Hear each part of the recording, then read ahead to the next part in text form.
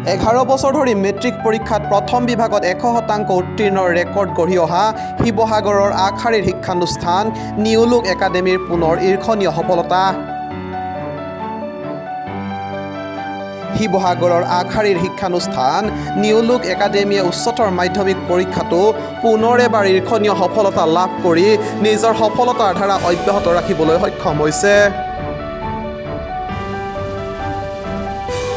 এইবাৰ দ্বিতীয়বাৰৰ বাবে এই শিক্ষানুষ্ঠানৰ পৰা অৱতীৰ্ণ হোৱা 26 গৰাকী ছাত্ৰ ছাত্ৰীৰ ভিতৰত 24 গৰাকীয়ে প্ৰথম বিভাগত উত্তীৰ্ণ হোৱাৰ লগতে 12 গৰাকীয়ে ষ্টাৰ নম্বৰ লাভ কৰিছে।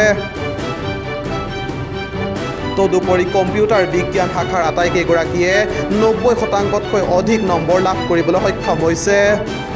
এই অভূতপূৰ্ব সফলতাই বিদ্যালয়খনত এক উৎসৱমুখৰ পৰিৱেশৰ সৃষ্টি কৰে। শিক্ষক শিক্ষয়িত্ৰী ছাত্ৰ ছাত্ৰী তথা অভিভাৱক অভিভাৱিকাৰ মাজত আনন্দ আৰু গৌৰৱ অনুভূতি পৰিলক্ষিত হৈছে। বিজ্ঞান কলা আৰু বাণিজ্য এই তিনিওটা শাখাত সন্তোষজনক ফলাফল লাভেৰে বিদ্যালয়খনৰ গুণগত শিক্ষাদানৰ মানদণ্ড পূৰ্ণৰূপে প্ৰতিফলিত হৈছে।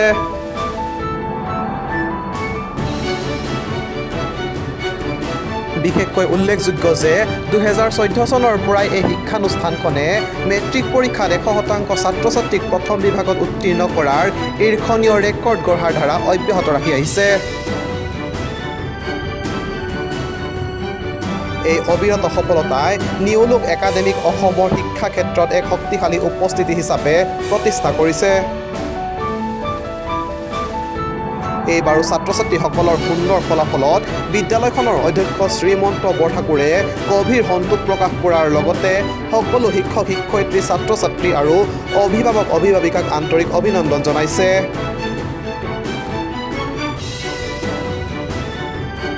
শিক্ষানুষ্ঠানখনৰ এই অব্যাহত ঈৰ্ষণীয় সফলতাত শিৱসাগৰৰ ৰাইজেও গৌৰৱ আৰু সন্তোষ প্ৰকাশ কৰি আগন্তুক দিনতো এনেধৰণৰ গৌৰৱজনক ফলাফলৰ বাবে শুভকামনা জনাইছে। আজি দিয়াৰ ৰিজাল্টত আমাৰ যথেষ্ট ভাল হৈছে। স্কুলৰ ৰিজাল্ট আমাৰ এতিয়া ছায়েন্সৰ আমাৰ 15জনে পৰীক্ষা দিছিলে আৰু তাৰ 14জনে ফাৰ্ষ্ট ডিভিজন পাইছে আৰু লগতে 7জনে আমাৰ ষ্টাৰ মাৰ্কছ পাবলৈ সক্ষম হৈছে। আৰু মোৰ বিষয় হৈছে কম্পিউটাৰ ছায়েন্স। এতিয়া কম্পিউটাৰ ছায়েন্সত 7জন ষ্টুডেণ্টৰ আটাইকেইজনে 90%ৰ ওপৰ মাৰ্কছ পাইছে আৰু অভিযান চান্দিলৈ আমাৰ 98% পাইছে। যথেষ্ট মই সুখী হৈছোঁ ৰিজাল্টটো পাই। 25 বৰ্ষৰ আজি ঘোষণা কৰা উচ্চতৰ মাধ্যমিকৰ ফলাফলত আমাৰ বিদ্যালয় নিউলুক একাডেমীয়ে যথেষ্ট ভাল ফলাফল প্ৰদৰ্শন কৰিবলৈ সক্ষম হৈছে। এইবাৰ দ্বিতীয়বাৰৰ বাবে আমাৰ বিদ্যালয়ৰ পৰা উচ্চতৰ মাধ্যমিক পৰীক্ষাত অৱতীৰ্ণ হৈছিলে মুঠ 26জন ছাত্ৰ ছাত্ৰীৰ ভিতৰত 24জনে প্ৰথম বিভাগত উত্তীৰ্ণ হৈছে আৰু 12জন ছাত্ৰ ছাত্ৰীয়ে ষ্টাৰ পাবলৈ সক্ষম হৈছে। আমি যথেষ্ট আনন্দিত হৈছোঁ। স্কুলৰ ফলাফল ক্ৰমাগতভাৱে ভাল হৈ আহিছে। আমাৰ এইবাৰৰ উচ্চ মাধ্যমিক অৰ্থাৎ মেট্ৰিক পৰীক্ষাৰ ৰিজাল্টটো যথেষ্ট ভাল হৈছিলে আৰু আজিৰ ফলাফলত আচলতে ছায়েন্স আৰ্টছ কমাৰ্চ তিনিওটা ষ্ট্ৰীমে যথেষ্ট ভাল ফলাফল প্ৰদৰ্শন কৰিছে। চান্দিল্য এইবাৰ উচ্চতৰ মাধ্যমিক পৰীক্ষাত শিৱসাগৰ নিউলুক একাডেমীৰ পৰা 87% লৈ উত্তীৰ্ণ হৈছে বিজ্ঞান শাখাত। আৰু মই আচলতে শিৱসাগৰৰ বিভিন্ন বিদ্যালয়ৰ মাজৰ পৰা মই নিউলুক একাডেমীখনক নিৰ্বাচন কৰিছিলোঁ বহুতো চিন্তা চৰ্চা কৰি।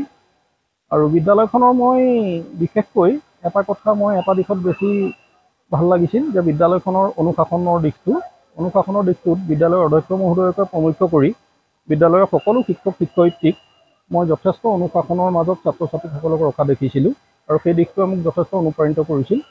তাৰ লগতে শিক্ষাৰ দানৰ দিশটোতো মই লক্ষ্য কৰিছিলোঁ যে সকলো শিক্ষক শিক্ষয়িত্ৰীয়ে ছাত্ৰ ছাত্ৰীসকলক যথেষ্ট ভালদৰে আৰু ভালদৰে শিক্ষাদান কৰিছিল আৰু যাৰ ফলত আন ছাত্ৰ ছাত্ৰীসকলৰো ফলাফল মই ইয়াত ভাল দেখিছিলোঁ আৰু মোৰ ল'ৰাটোকো মই সেই দিশটোৰ প্ৰতি লক্ষ্য ৰাখি ইয়াত দিছিলোঁ আৰু আজি মই আশা কৰা ধৰণে এটা ফলাফল লাভ কৰিছোঁ।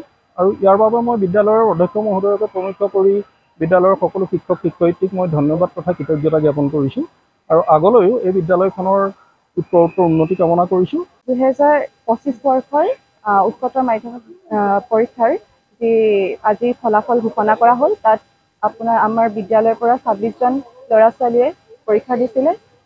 সেই পৰীক্ষাত আমাৰ 12জনে ষ্টাৰ পাবলৈ সক্ষম হৈছে আৰু মোৰ বিষয় হৈছিলে জিঅ'গ্ৰাফিত 2জন ছাত্ৰই পৰীক্ষা দিছিলে আৰু 2জনে লেটাৰ পাবলৈ সক্ষম হৈছে।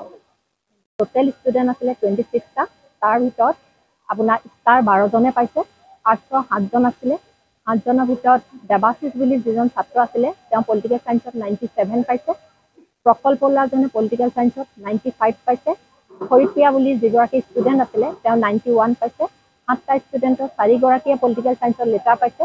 জগ্ৰফিত 2টা ষ্টুডেণ্ট আছিলে আৰু 2টাই লেটাৰ মাৰ্কছ পাবলৈ সক্ষম হৈছে। শিৱসাগৰৰ পৰা ফৰিদ আলীৰ report, news 12 Assam north east.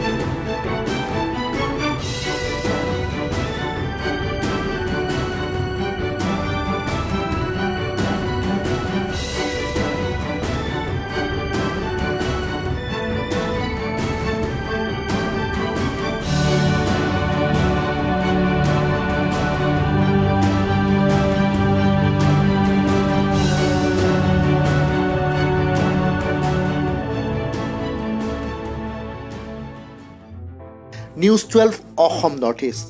যাত্ৰা আমাৰ অবিৰত, সংকল্প অপ্ৰতিৰোধ্য।